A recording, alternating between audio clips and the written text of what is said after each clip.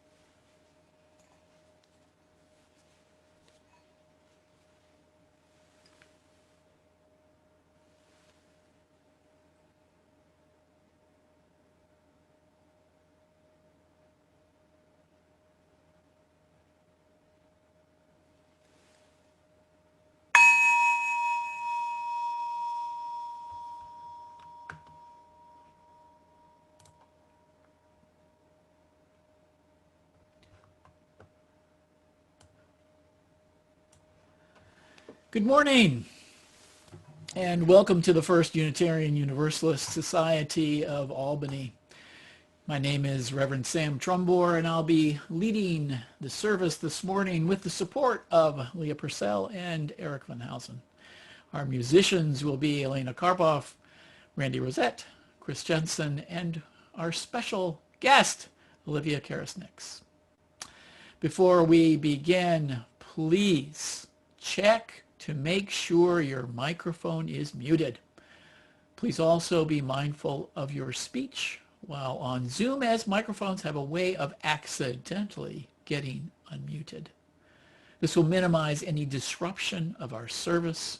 Thanks so much for your cooperation. This is now the time of transition from ordinary time to sacred time. I invite you to temporarily turn away from the delightfully pleasant weather outside, the beginnings of colorful fall leaf displays that have yet to fall to the ground and need to be raked. There is still time this afternoon to start leaf peeping. Find a quiet place away from the din that can be your sanctuary for the next hour. This is sacred time for communion with your inner life and with your Albany UU community.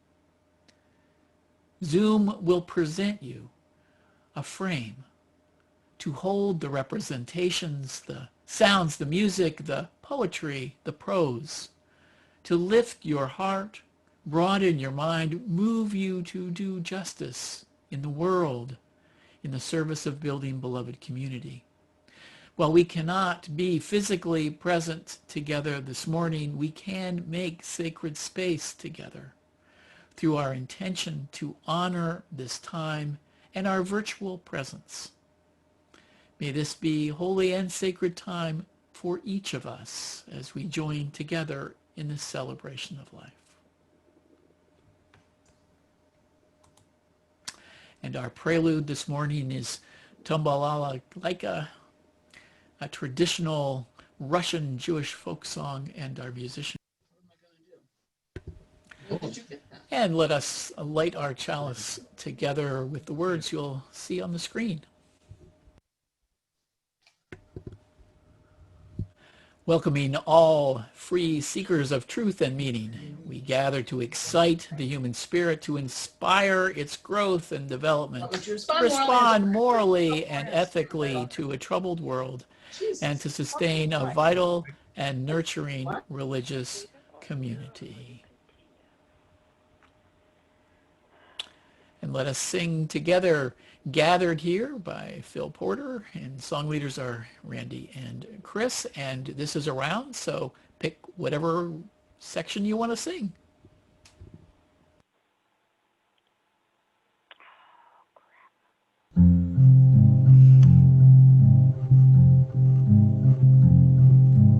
Gathered here in the mystery of the hour, gathered here in one strong body, gathered here in the mystery of the hour, gathered here in one strong body, gathered here in the mystery of the hour, gathered here in one strong body, gathered here in the mystery of the hour, gathered here in one strong body, gathered here in the struggle of the body, gathered here in the struggle of the body,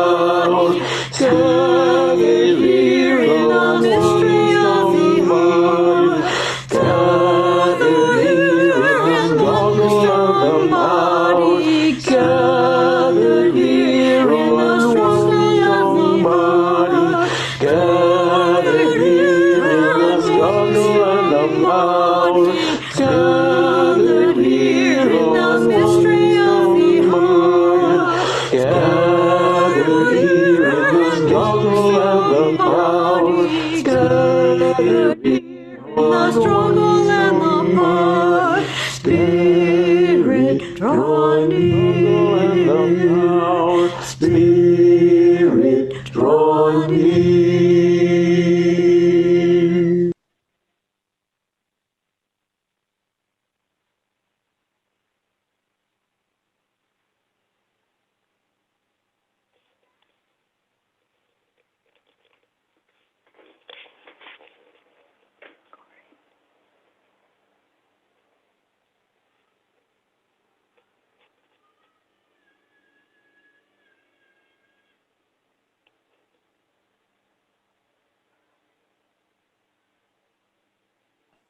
Sam, unmute yourself.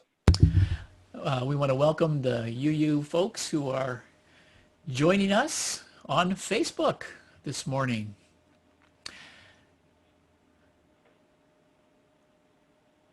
Which is a complicated process, and we are getting there.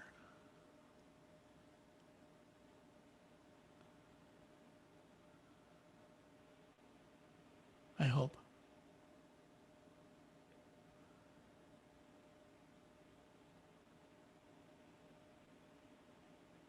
Maybe not.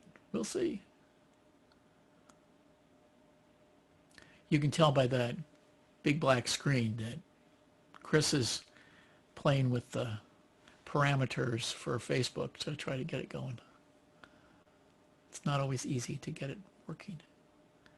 So, tell you what, I will get started with my opening words, and hopefully our Facebook people will join us when they're ready. Let us join in solidarity this morning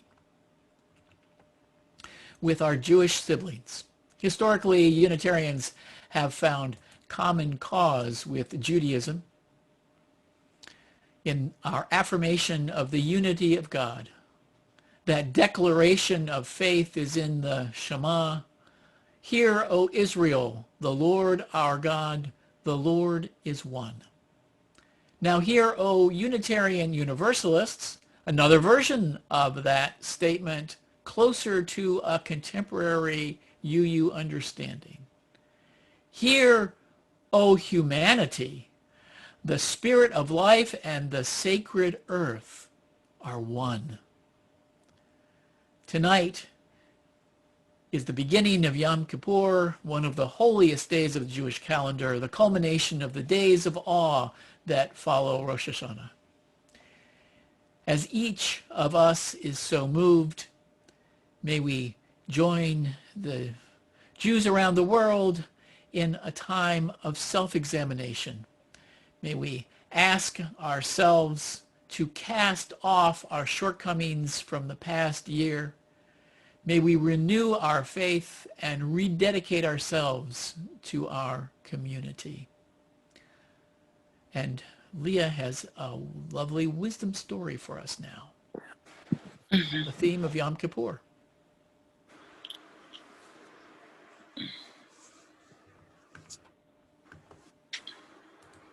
Our story this morning is a Jewish folktale. This version comes from a book written by Jackie Jules. It's called The Hardest Word.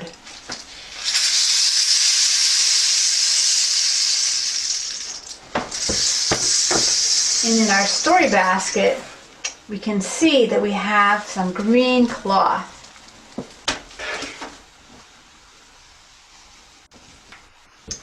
Nice wide green cloth here, and some blue for land and sky and mountains. And this was a place with gardens.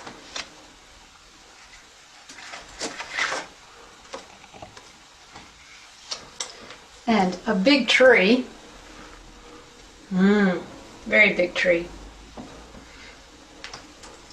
And in here we also have some children.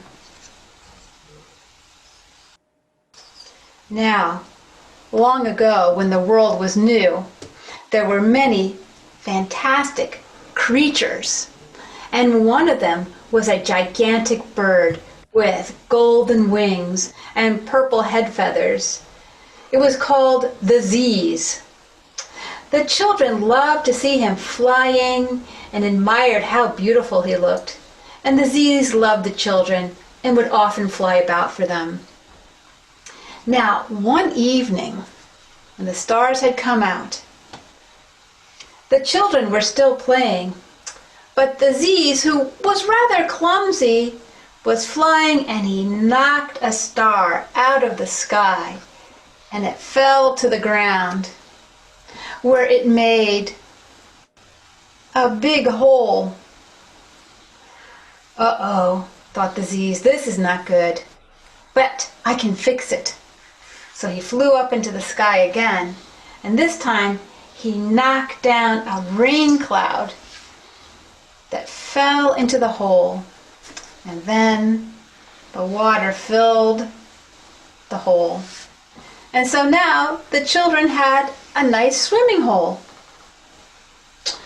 So the Z's was very proud of how he had fixed his mistake. And it wasn't long before he set about flying again. But this time he made another mistake, and he flew right into the big old tree, and he knocked down the tree. And the tree squished the garden where the children were growing fruits and veggies. Now the Z's felt really sad. He felt bad about what he had done, and he couldn't figure out a way to fix his mistake. So he went and hid. He went to the mountains, where he used to hide sometimes when he didn't want to get into trouble. But while he was there, Z's heard God's voice. And God said, "Hey Z's, what's going on?" And the Z's said, "Well, I didn't mean to, but I made a mistake and I smushed the kids' fruit and veggie garden." And God said, "That's bad." And the Z's said, "I know, and I don't think I can fix this." And God said, "I don't think so either." And Z said, "What should I do?" And God thought and thought, and then God told Z's that he should fly around the world and bring back the hardest word. And the Z said, okay. Now he had a mission, and he went off and flapped his gigantic wings and went all around the world. And he landed at a pretty house one evening where there was a mama and her child. And the child was saying, I don't want to go to bed. And the mommy said, I'm sorry, but it's time for bed. And the child said, but I don't want to go to bed. And the mommy said, I'm sorry, but it's time, so good night. And the Z said, that's it. And he flew back to the mountain and found God and said, I've got it, I've got it, I've got the hardest word. The hardest word is good night. And God said, well, some kids really don't like that word, you're right, but that's not the world's hardest word. So the Z's flapped his wings again, and he soared all the way around the world, and he came to another house. And in it, there was a daddy and his child. And it was dinner time. And the dad said to the child, are you hungry? And the child said, yes, Dad, can I please have some pescetti? And the dad said, honey, it's spaghetti. And the girl said, right, pescetti. And the Z said, that's it. And he flew again back to the mountain. And he said to God, I've got it, I've got it, I've got the hardest word. The hardest word is spaghetti. And God said, well, that's a pretty hard word too, but it's not the hardest word in the world. So the Z's flapped his wings and soared around the world and went back and forth to the mountain many times, and he brought words to God like rhinoceros and chrysanthemum and dialectic. And each time God said, that's not the hardest word. And finally, the Z's returned to the mountain without any word, and he just sat down. He was so disappointed with himself. And he said, God, I don't know what to do. I looked everywhere I could, but I could not find the hardest word. I'm sorry. And God said, congratulations, you found it. That's the hardest word. And the Z said, what's the hardest word? And God said, the hardest word is I'm sorry. It's really hard for people to say I'm sorry when they've done something wrong. So the Z's knew what he had to do. The first thing he did was flap back towards the town, and he stopped at his own vegetable garden, where he filled a basket with fruits and vegetables. And then he flew to where the children were, and he sat down, and he took a deep breath. It was time for him to say the world's hardest word. And that's the end of the story.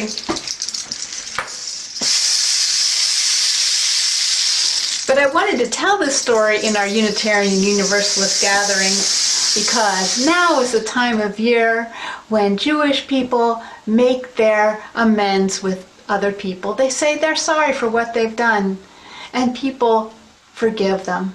And this is a chance for us all to have a fresh new start to the new year.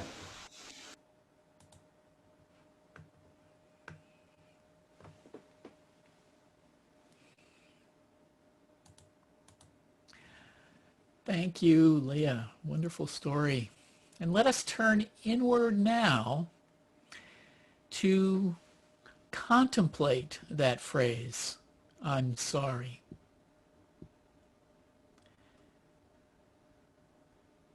It is sometimes as easy to say, I'm sorry, as to say, pass the salt and pepper. Not much harder than, excuse me, or you're first. Just another daily transaction, a daub of social lubricant. Sometimes, though, the words catch in the throat. Muscles tighten in the neck to hold them in. Resentment might narrow the eyes slightly as fingers clench. I will not apologize for anything. And sometimes the body stiffens and the eyes open wider. A fluttery stomach churns, acidic discomfort. Freeze or run are the conflicting impulses confusing the legs and feet. I want to be anywhere but here. So simple to say, I'm sorry. What a relief to confess one's actions and remorse. What closure to make amends and restitution, to put an end to it and to return to love again. Why don't we say I'm sorry more often? As we enter a time of silent meditation, you may wish to hold that question in your mind. Why don't we say I'm sorry more often? As we visit the Western Wall in Jerusalem on Yom Kippur.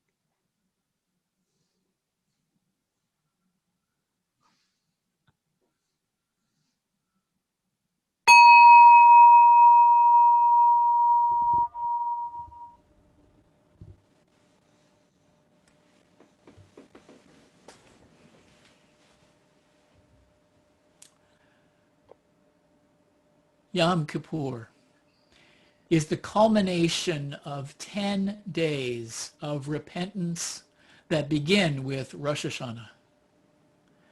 Reconciling those we have wronged, prayer and tzedakah, or doing good deeds, are the main themes during these days of awe, as they are often called. During this time, people are urged to examine themselves, express remorse, ask forgiveness, and make decisions for self-improvement. George Robinson writes, on Rosh Hashanah, we are put on trial for our actions of the previous year to be sentenced on Yom Kippur. Rabbi Peter J. Rubenstein said in a Yom Kippur service last year, the majority of us have chosen comfort over conviction, words over action, justification over justice, and as a result, allow the degeneration of our principles and the erosion of our character, and along with it, the character of our nation. The culmination of these days of repentance is one last chance to get right with God. Yom Kippur begins at sunset tonight and continues for 24 hours until sunset on Monday. During that time, 5 prohibitions are listed, found in the Mishnah, the book of Jewish oral tradition codified after the fall of the temple in the year 70 of the Common Era.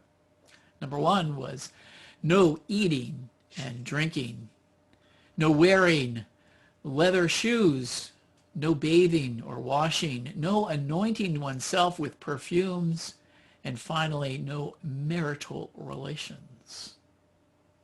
In the beginning of the service, the Kol Nidre prayer traditionally is sung that says, all personal vows we are likely to make, all personal oaths and pledges we are likely to take between this Yom Kippur and the next Yom Kippur, we publicly renounce. Let them all be relinquished and abandoned, null and void, neither firm nor established. Let our personal vows, pledges, and oaths be considered neither vows nor pledges nor oaths. This has been a very controversial prayer over the years because it seems to let people off the hook of making personal promises to God and then not fulfilling them. The rabbis have argued, if a man vow unto the Lord, he shall not break his word. That's Numbers chapter 30, verse 2. Yet this is really the common person's plea. Over the years of Jewish oppression, this prayer was asked for release from false conversion to Christianity for self-preservation, particularly during the Spanish Inquisition. In the struggle to survive, the common person may make grandiose promises to God that are not possible to keep. It is human to need to go spiritually bankrupt and start over again. Perhaps that is why the melody of this prayer can be so moving. Personal promises to God, or to oneself for that matter, are a great burden when unfulfilled. If to God, they invite God's wrath. If to ourselves, they invite harsh self-judgment. The melody touches deeply the struggle to live a just and upright life, and how often we fail at our best intentions. And let us pause for a moment to take in just how hard it is to live up to our best intentions. The story today of the bird Taziz communicates it so beautifully. He knocks over a tree, unintentionally damaging a garden, yet doesn't want to take responsibility for his mistake. The words, "I'm sorry," sometimes do not come easily to our lips, especially if the consequences of saying so might be significant. Or the words may come, but there may not be real remorse felt. Or the words and remorse might be there, but the willingness to make amends may not, especially if the cost of the harm done is expensive. A lawyer might advise you to hold back from saying you're sorry, even though you feel it, to better negotiate a settlement. By apologizing for forgetting an anniversary or a birthday or hurting someone's feelings doesn't quite rise to that level. "I'm sorry, I ask for your forgiveness" is the lubricant of social relationships. For many years of marriage and parenthood, I consider this a spiritual practice. On a daily basis, I strive to resolve the conflicts and stresses in my relationship with our son Andrew and my wife Philomena, so we can maintain peace and harmony in our household. I try not to arrive at Yom Kippur with much baggage of unresolved issues. I also strive to do the same with my relationships with members and friends of our congregation. You aren't going to get on Yom Kippur a blanket "I'm sorry" from me to check that box. If I've harmed or offended you, I want to know personally so I can seek resolution with you that is mutually satisfying. I value the opportunity to say "I'm sorry" because it opens the door to the restoration of relationship. It also helps me recognize behavior patterns or attitudes that I can seek to uproot and change. If there are blocks in me to care and compassion, I want to find them so I can heal them. The days of awe focus on the person who has harmed another and their responsibility to ask for forgiveness. There is another dimension, however. I may not know the ways I have harmed another, at least not consciously. The vulnerable and marginalized in our society often experience harm that goes unrecognized. But those who occupy the center and by those in positions of power. The effort to center the marginalized brings attention to these harms that allows them to break through denial and be noticed. This creates the context to begin a process of redress and reconciliation. This happens at much bigger levels than interpersonal relationships. Governmental bureaucracy, its policies and procedures can function oppressively, as the nation recognized after the death of George Floyd and Breonna Taylor. Bias and violence in policing methods can and often does land much harder on those with marginalized identities. Our society outsources to the police what it doesn't want to know or care about, like the deinstitutionalization of the mentally ill, unable to care for themselves. Another source of oppression and cruelty happens in non-human species. The destruction of wildlife habitat, especially forests cut down around the world, accelerates climate change and the extinction of species. Plastic waste is killing sea life. Confined animal farming treats them like protein factories without worth and dignity beyond their market to weight feed ratio. And at the level of the planet, individuals can't go 100% green with an electric car or solar panels and have much impact on rising sea levels and the acidification of the oceans. Only worldwide cooperation at governmental levels can put even a dent in carbon dioxide emissions. Ultimately, we are all guilty of contributing to these problems. Even the most conscious of us can't be completely carbon neutral. We can't extract ourselves out of the systems in which we are enmeshed. I know many of us do what we can do, and that is good. I drive mostly on electric power and have solar panels on my roof, but I eat meat, I use plastic, I fly in airplanes, and wear clothes that include synthetic fibers that get into the rivers and oceans.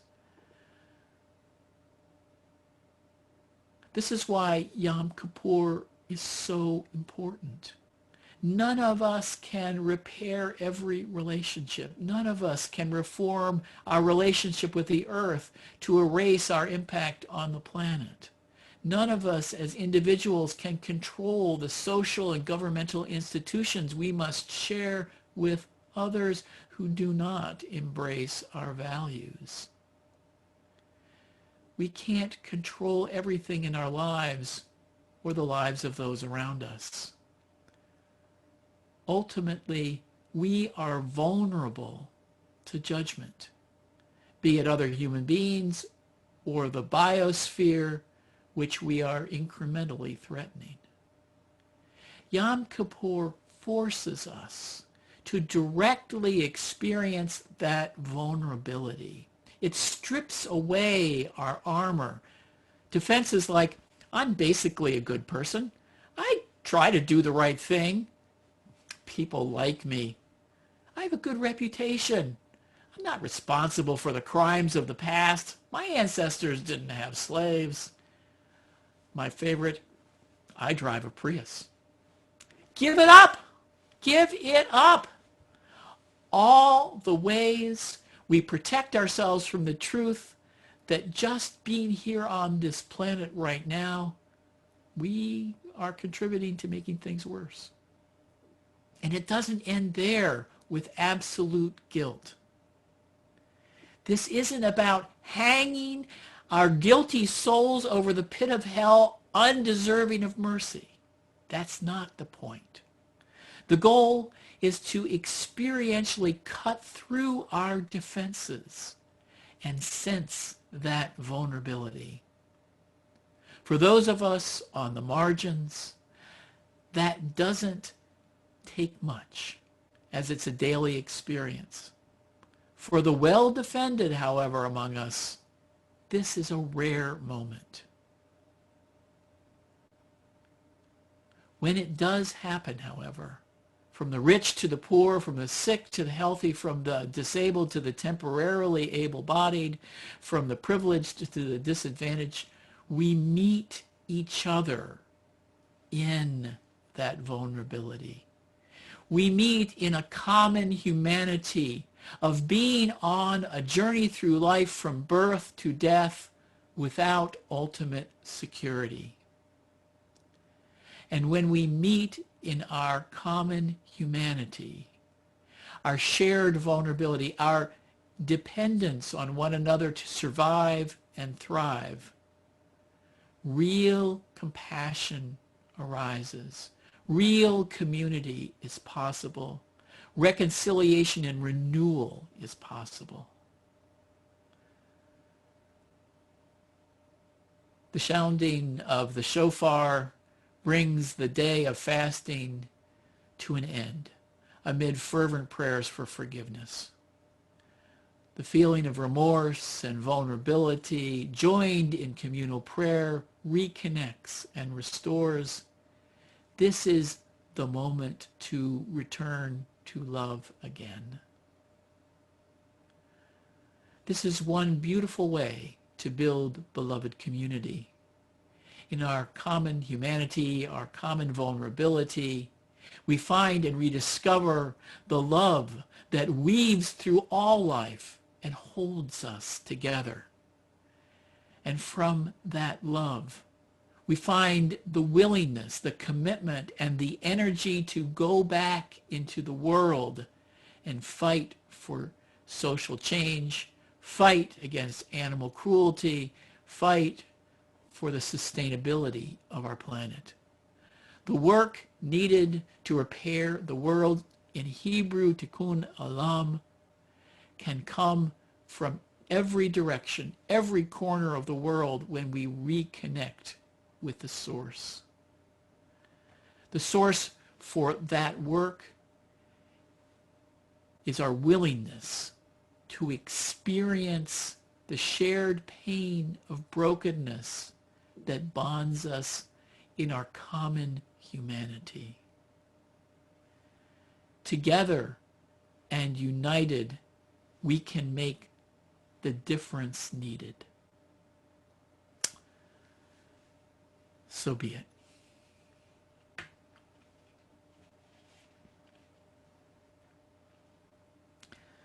An important way we celebrate life each Sunday is by offering an opportunity to practice generosity. Members and friends support our congregation with an annual pledge paid throughout the year. Another way to support the good work of this congregation is by making a generous contribution via one of the options shown on this next slide. You can click on the tiny URL link that's now going to show up in the chat window.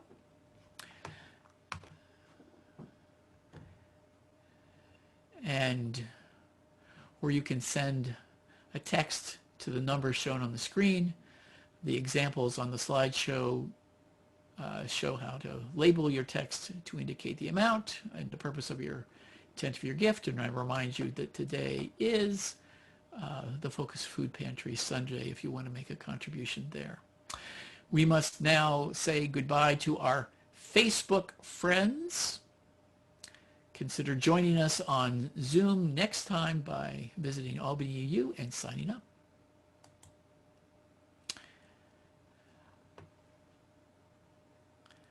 And we have a lovely musical piece that we're going to enjoy next.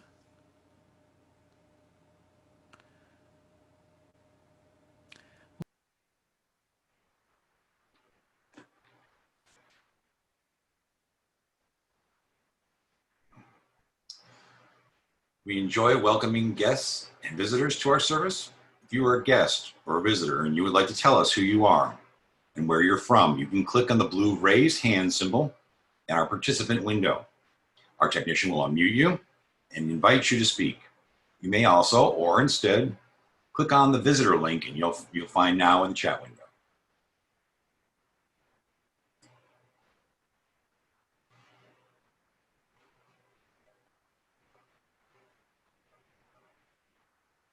Hi, I'm Linda E., go ahead.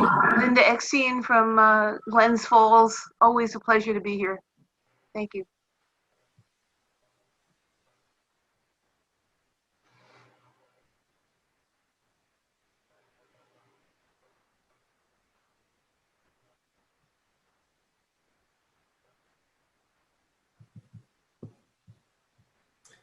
No other guests or visitors at the moment. Good, thank you and welcome. If you'd like to learn more about our congregation or Unitarian Universalism, you can find the participant window someone with membership before their name. You can reach out to that person in the chat window now or after the service. You can also at any time connect to the visitor link or get more information about our congregation from our website, albanyuu.org.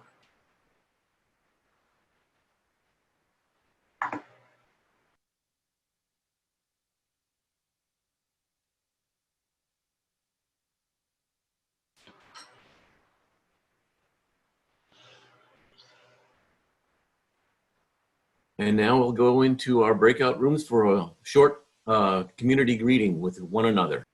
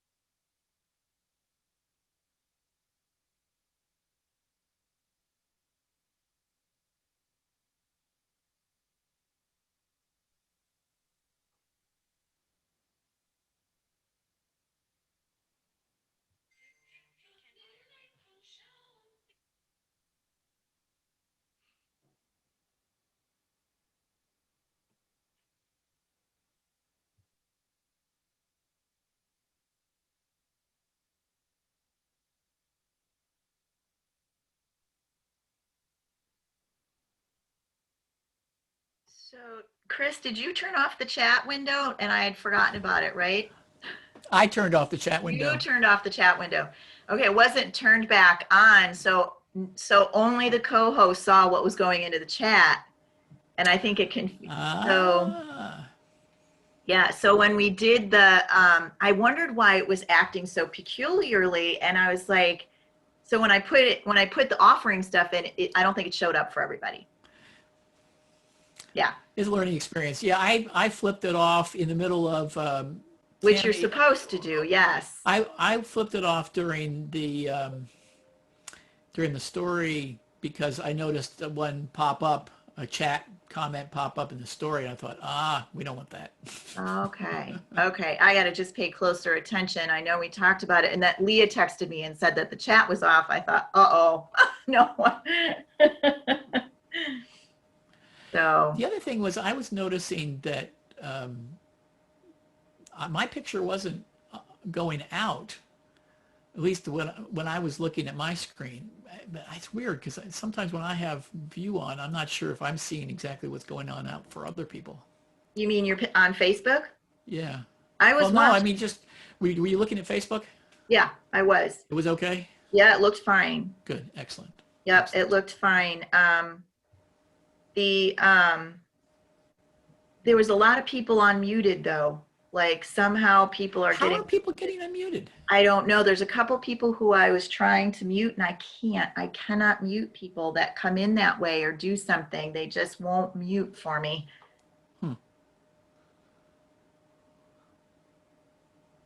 I saw those same two people, and I think it has to do with the device they're coming in on, maybe an could be. iPad or something like that. And for whatever reason, that they don't act the same way as the desktop sessions, Yeah. or even the iPhone sessions for that matter.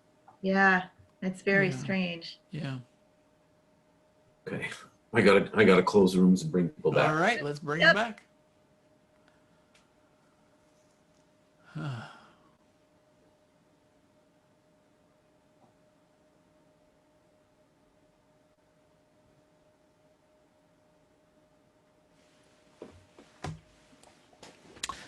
And we're ready for Joys and Sorrows.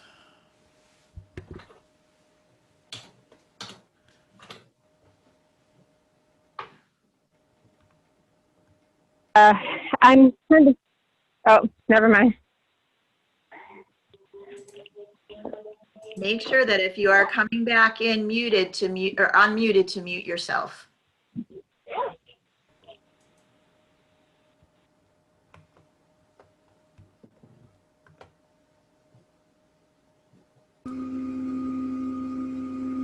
We are not muted.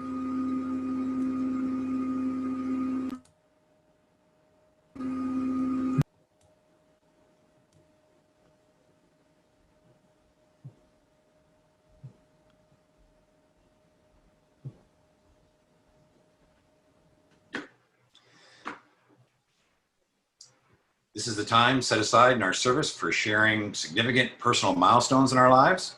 If you would like to share your joy or sorrow with us, there are still several ways you can do that. Please remember they can be shared at any time on our website. We'll read first those that have been submitted to us over the past week. You can also at this time type your joy or sorrow in the chat window. Please put the words "read aloud" at the beginning of your message if you would like us to do that. I will read the items submitted in the chat. The final option is to click the blue raise hand symbol in the participant window. Our technician will unmute you and invite you to share your joy or sorrow now. We will start with an item submitted by Michael Hornsby. He lets us know that a few days ago, my sister, Pamela Hornsby Irvin, was diagnosed with an aggressive form of breast cancer. She will begin treatment on Monday.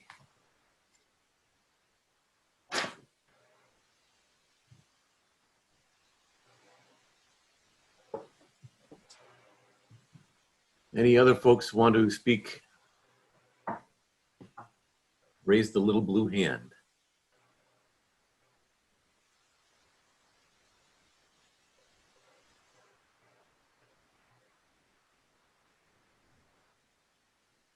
And seeing none, we can move on to those sorrows and joys shared in the chat.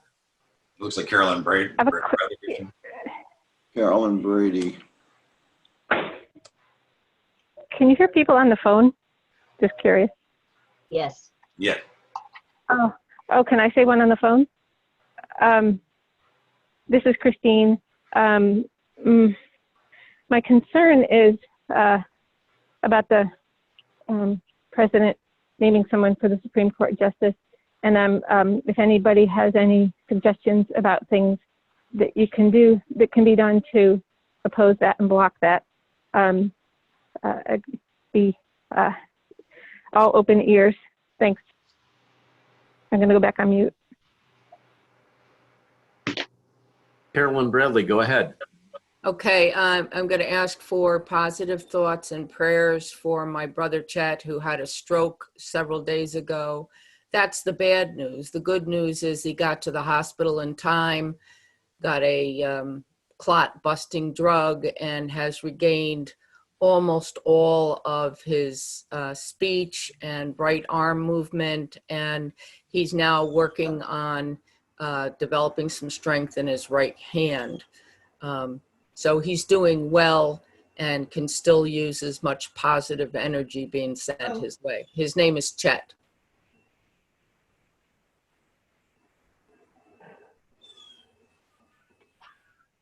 Great. Standfasts, go ahead. Unmute, please, first.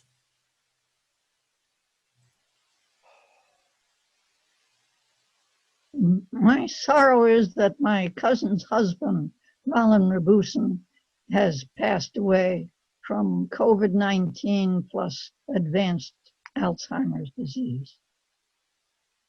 In Florida. Gainesville. Whoops. Darnell, go ahead. I just wanted to publicly thank Karen and Elizabeth for the postcard campaign. Not only was that a good thing to do, but it really was good for my mental health to think that I was doing something, not just reading about it, but actually participating and maybe making a difference. That was really a great thing to do. And I know it was a lot of work on their part. So thank you very much. Okay, we have several read alouds from Shannon Simpson. My 3 nephews are now living with me through foster care. And from Peggy and John Sherman, we were sad to lose our dog, Sierra. In addition to being our faithful companion, she was a gift to us from Giselle and Jack Atwater. Sorry to hear that.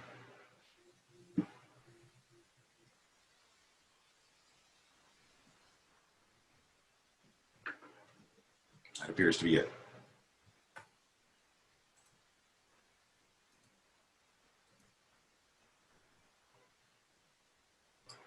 And for all the joys and sorrows that have been left unspoken, let us hold all that we've heard and felt in our hearts.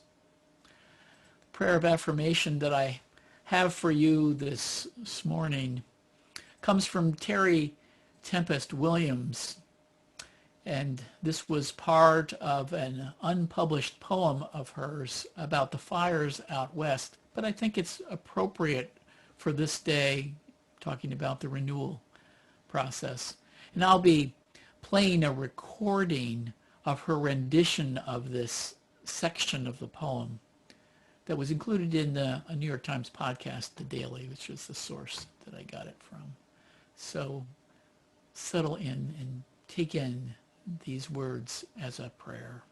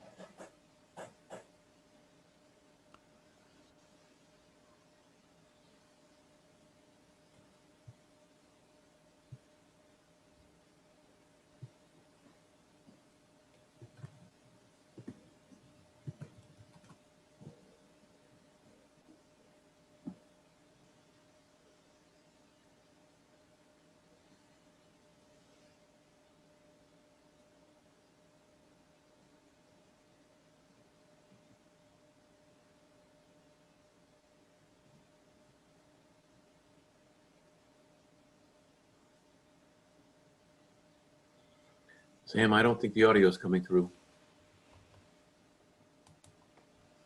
The audio's not coming through? No. Let me do that one more time. I know what I didn't do. Okay, we're good now. Here. The obituary will be short. The time came, and they died to the old ways of being. Good riddance. It was time, a terminal disease, where humans put themselves at the center of the universe, and in so doing, have been dead to the world that is alive. To the power of these burning, illuminated Western lands, who have shaped our character, inspired our souls, and restored our belief in what is beautiful and enduring, I will never write your obituary. Because even as you burn, you are throwing down seeds that will sprout and flower. Trees will grow and forests will rise again as living testaments to how one survives change.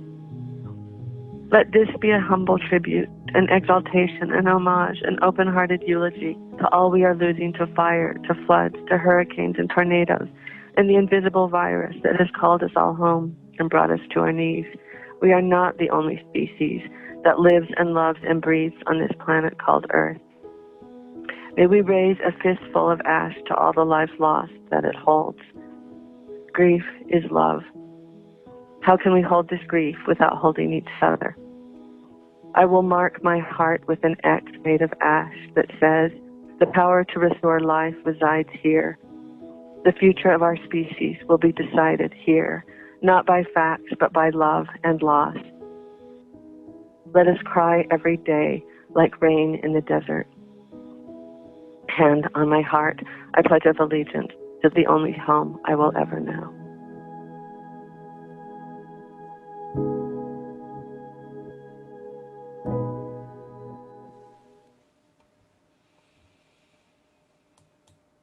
Amen. And we have a closing song. Shalom Haverim, traditional round, arranged by Jim Scott, and we've got Olivia and Randy going to lead us. Sing along at home.